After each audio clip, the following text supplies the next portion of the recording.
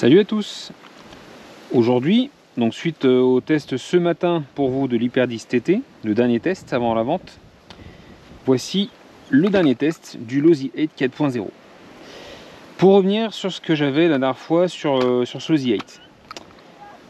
Le variateur, là, l'ancien variateur du Scorpion XXL, donc un Orion Vortex R8, donc de 2 à 4S, et il délivre 130 ampères. Le moteur que j'avais mis était un AliExpress 4274 2200 kV, donc logiquement ça devait passer avec, sauf que mon premier moteur, parce que j'en ai acheté deux comme ça, le premier moteur, je pense que je l'ai cramé au niveau du bobinage. Le rotor est encore bon, donc je vais le garder de côté, on ne sait jamais, le rotor peut servir. Et j'ai cherché à comprendre ce que j'ai mis le deuxième moteur et ça a commencé à refaire pareil, du coup là j'ai stoppé direct. Et j'ai cherché. J'ai trouvé la notice sur internet, celui-ci délivre jusqu'à 130 ampères.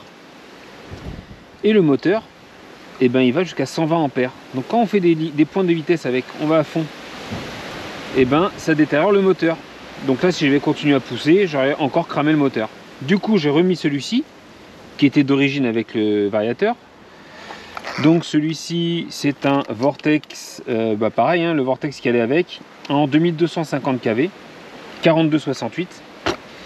Et donc là, en toute logique, on n'aura aucun problème parce que je vais rouler avec sur le Scorpion XXL que vous verrez demain pour vous en 6S. Donc j'avais ce combo là sur le Scorpion et ça allait très bien en 4S sur le circuit. Donc là, en toute logique, on devrait être pas mal. C'est parti. Petite pensée à Charles qui m'a donné l'idée là. Alors apparemment ça se faisait beaucoup dans le thermique ça. Et je trouve ça hyper pratique pour attraper les pins de carrosserie là. Vous mettez un petit riselant, ça c'est un tube que j'avais, un petit tube plastique. Au bout vous mettez un morceau de riselant que vous avez, au lieu de les jeter, vous gardez vos chutes. Vous le remettez dessus et du coup vous pouvez les attraper facilement. Du coup vous voyez, je fais ça sur quasiment toutes mes machines maintenant.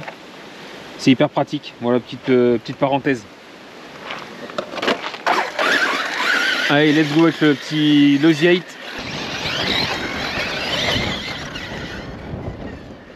Ah oui, par contre, ouais, c'est plus la même conduite comparé au Hyper10 TT que vous avez vu ce matin. Là, sur la radio, le volant est beaucoup plus rigide. J'aime moins, moi, c'est ressenti personnel, j'aime moins le volant hyper rigide comme ça. Parce que mine de rien, au bout de 10-15 minutes, ou si vous enchaînez plusieurs packs, on sent une résistance assez importante au niveau de la main. Bon, vous n'allez pas vous blesser avec ça, mais bon. C'est moins agréable, je trouve. Moi, je préfère des volants souples.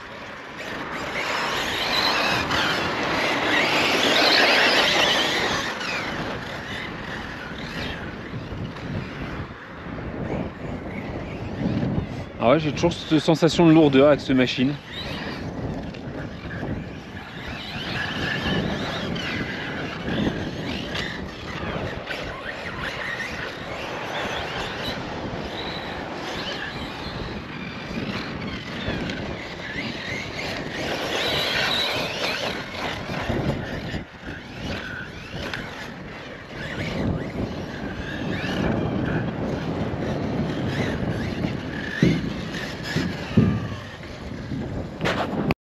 Alors je suis descendu, je suis allé voir, je pensais qu'il y avait un problème au niveau d'un amortisseur arrière, mais pas du tout.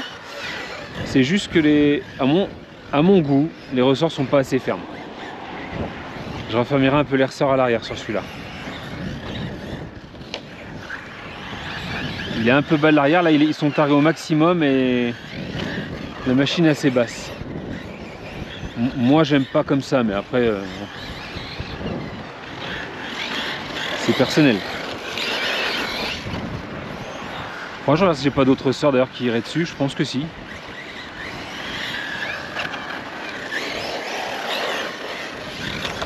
Mais il va beaucoup mieux avec cet électro, hein, bizarrement.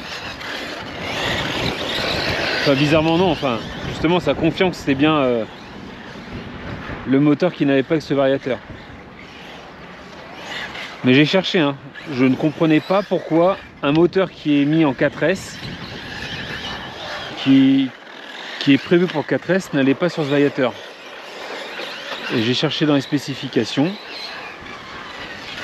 D'où l'importance de bien regarder les spécifications du matériel que vous recevez quand vous voulez installer l'électro ou le modifier. Hein.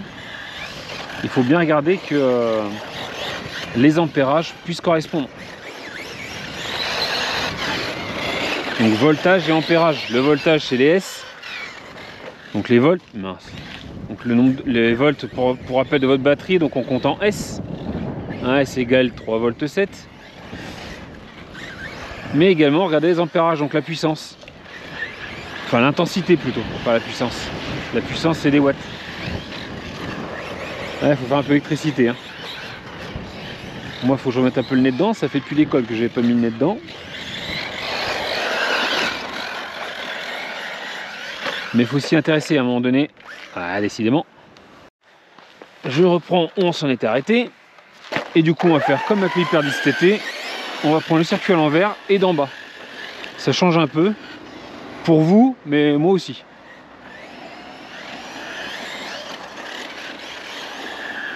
Quand on est nombreux, c'est sympa de rouler. C'est sympa de rouler d'en haut du podium comme ça, bah au moins il n'y a pas de danger. Et puis on peut se tirer la bourre à plusieurs, mais quand on est tout seul, bah d'en haut, bon, ça va 5 minutes quoi.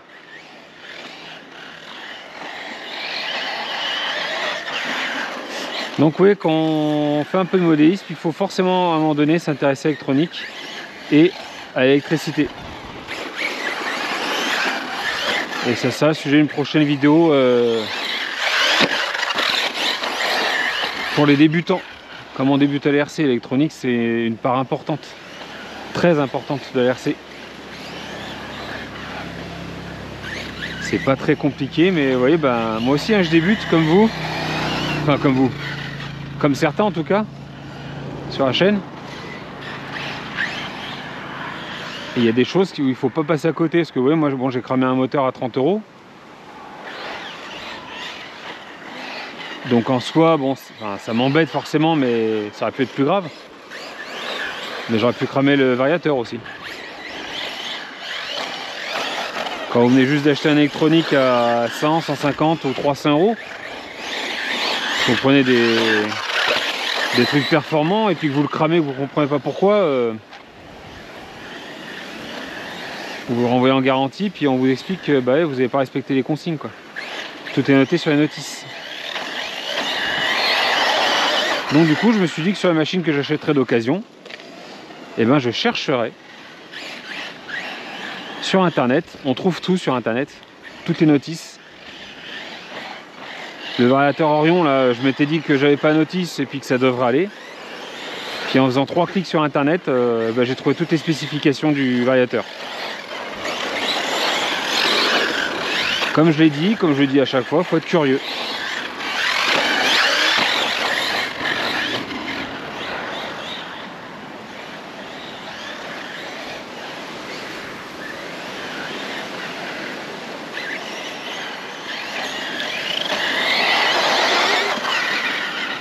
Il va bien ce buggy, hein.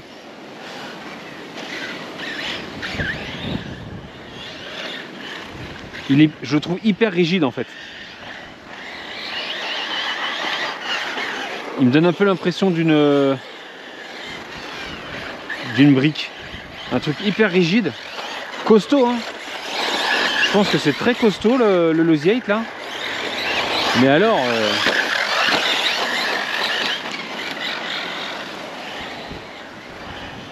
Ah, c'est un truc costaud, ouais. Un bûcheron.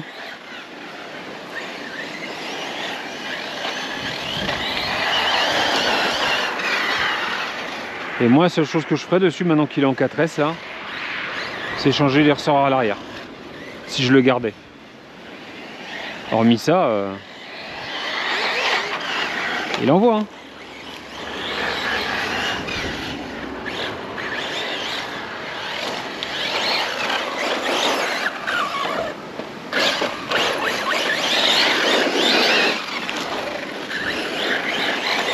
Voilà, doucement quand même. Ah, par contre, il a un sacré débattement, je trouve. Il a un bon débattement à l'arrière. Les ressorts sont très souples. Je vais vous montrer ça. Mais le débattement est vachement important, plus que sur certaines machines.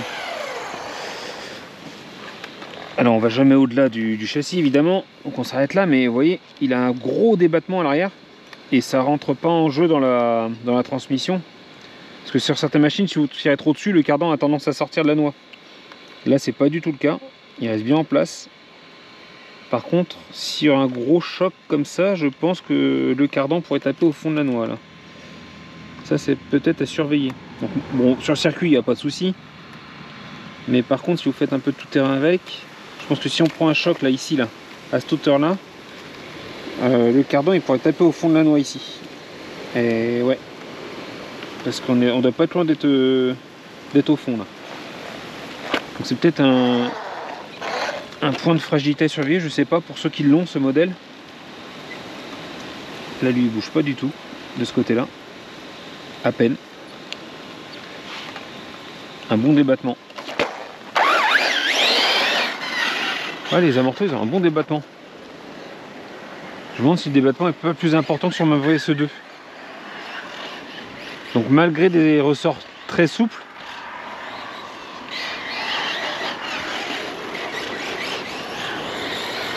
bah, il présente un bon amorti quand même. Hein. Peut-être essayer de l'huile un peu plus ferme. Ah, 2 fois je me le prends celui-là.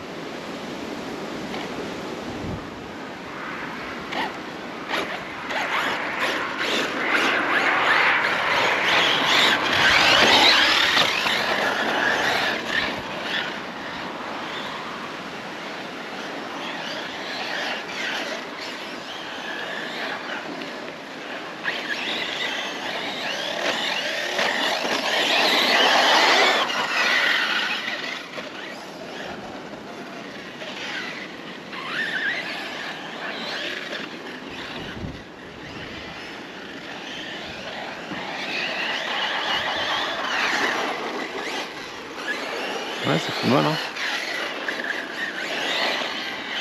C'est pas ce que j'ai plus précis, ce que j'ai testé plus précis jusque là. Hop là. C'est pas ce que j'ai testé le plus précis jusque là. Je préférerais un VSE2, bon évidemment un X-Ray, évidemment. Même l'Hyper essai c'était vraiment sympa.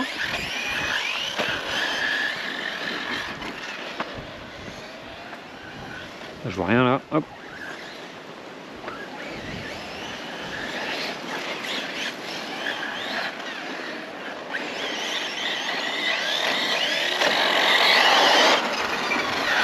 Ah, j'ai une petite coupure là.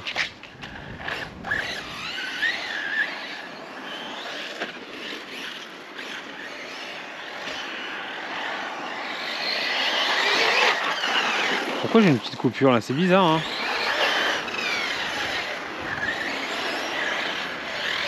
Pourtant il tourne très bien.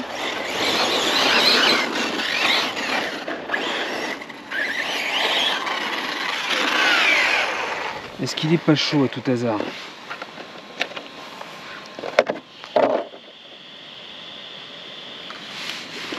Le moteur, ça passe carrément. Le SC, oui, il est tiède. Hein. Il a l'hypo, ça va également. Tout est tiède. Et du coup, je pourrais même rabaisser un peu le pignon, je pense, pour le circuit.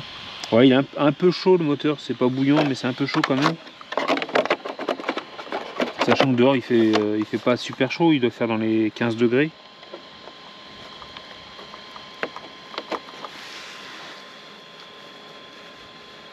On va contrôler à la fin.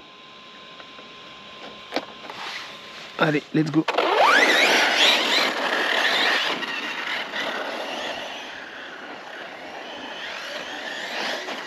De toute façon, moi j'aime bien mettre des ventilos sur les moteurs. Quand je finissais avec mon VSE2, mes runs, à chaque fois le moteur était très chaud. Sachant que j'ai commencé le VSE2, j'ai commencé à rouler avec en été, donc ici l'été c'est 30, 35, 40. Un peu comme partout, mais je trouve qu'ici il fait vraiment lourd. Il fait quand même vachement lourd et depuis que j'ai installé les doubles ventilos, j'ai jamais eu aucun problème de chauffe et le moteur a jamais plus chauffé que ça, hein. Même en été, hein, après, hein. Du coup j'aime bien me dire sur chaque machine maintenant j'installe des ventilos. Sur la VTE2 pareil, Mani m'avait conseillé un double ventilo et c'est pas de trop, hein. Surtout sur des véhicules où vous avez très peu d'aération. Les buggy, bah, la coque elle est fermée, les pistards c'est fermé, il y a peu d'air qui passe, c'est quand même assez étanche. Un ventilateur, vous n'avez pas ouvrir avec un ventilateur et puis ça peut économiser votre moteur, hein.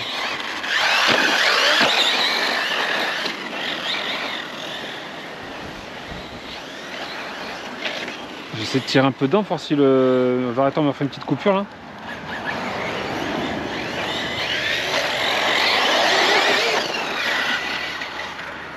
Bizarre qu'il ait fait cette petite coupure là. Un petit coup de chaud.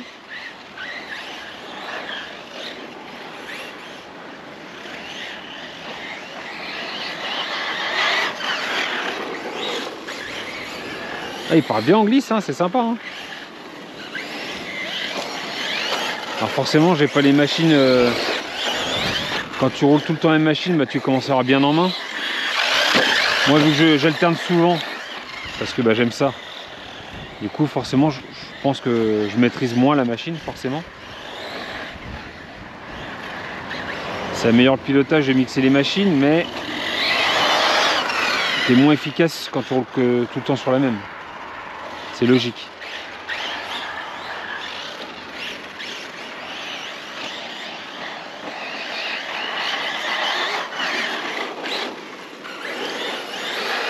Je prends pas bien ce virage au bout là. J'arrive trop vite.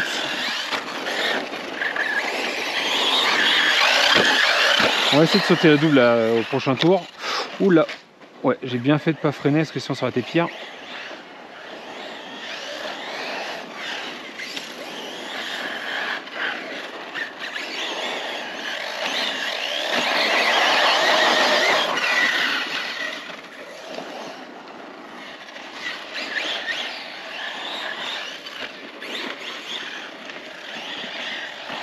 On va essayer d'aller un peu moins vite. Voilà. Voilà, c'est mieux.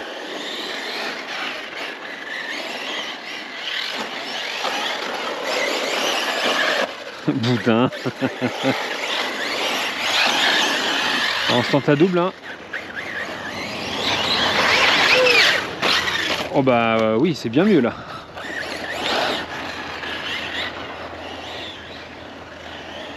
Et comme j'ai dit, enfin, je suis avec une machine comme ça, je suis peut-être à tort, hein, mais je suis serein. Il m'a vraiment l'air costaud.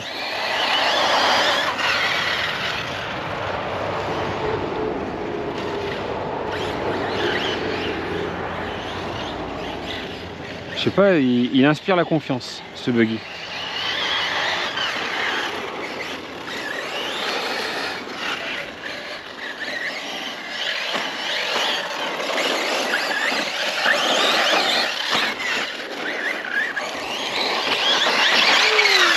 Oh ouais, le double il passe facile là. Alors que je le passais pas du tout la dernière fois, hein, avec l'autre moteur. Vous avez compris pourquoi depuis la petite explication au début. Et je me ferai plus avoir. En tout cas j'essaierai de plus me faire avoir. Faut pas vouloir aller trop vite.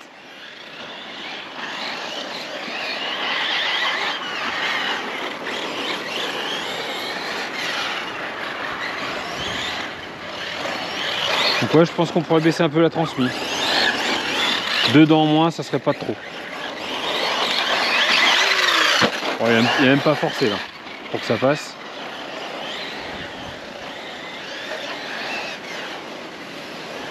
J'étais même pas à fond sur les gages, j'étais aux 3/4. Hop, hop, hop.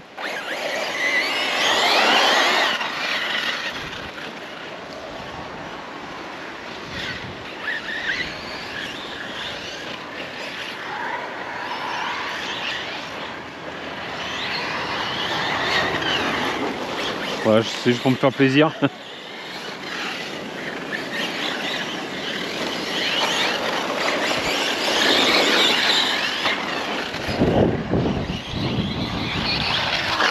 Oh oui, il était beau celui-là.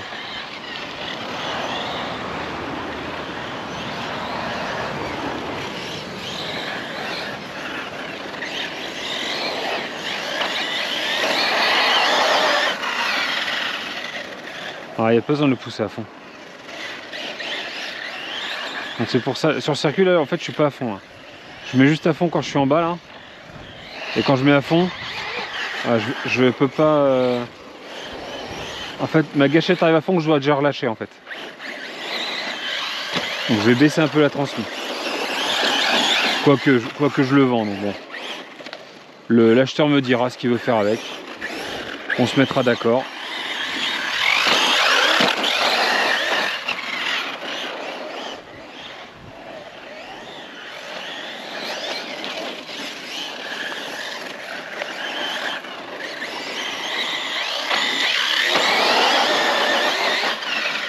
Là, j'étais pas à fond encore.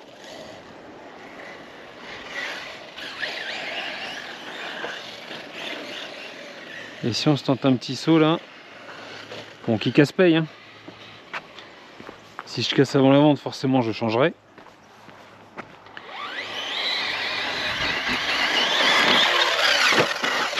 Oh là, il est facile.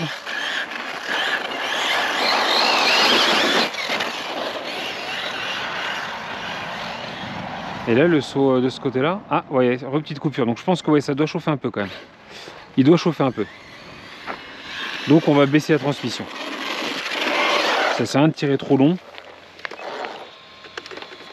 Je pense que ça chauffe un peu là.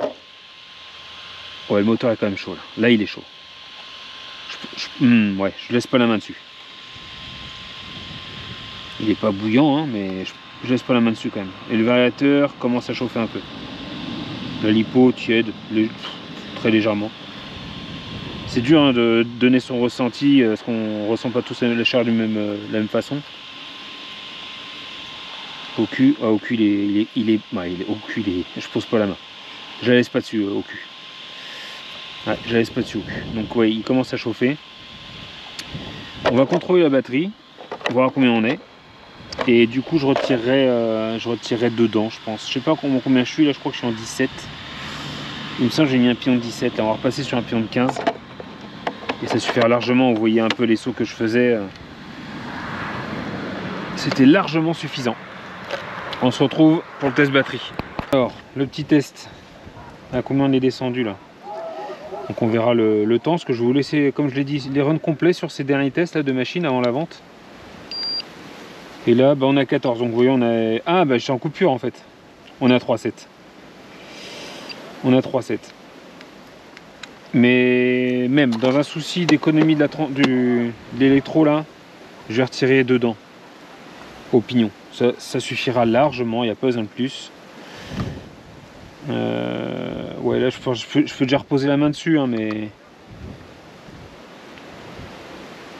des ventilos, moi j'en ai pas en rab. Mais pour l'acheteur, un petit ventilo, ça ne fera pas de mal en plus. Moi j'aime bien installer des ventilos sur les machines. Si vous voulez que j'installe, j'en installe un, mais bon, on rajoutera quelques euros ou on s'arrange, on verra. Parce que j'en ai pas en rab. J'ai des petits ventilos de 30 mm, mais j'ai des modifs à faire au niveau des cosses. Bref, demain, je vous annonce déjà que vous verrez pour la dernière fois le e-performer, en espérant que là tout se passe bien et qu'il n'y ait pas de problème. L'électro cette fois se comporte sans problème. Et le Scorpion 6S sur le circuit. On va voir ce que ça a donné niveau autonomie. Salut à tous et toutes, à bientôt, ciao.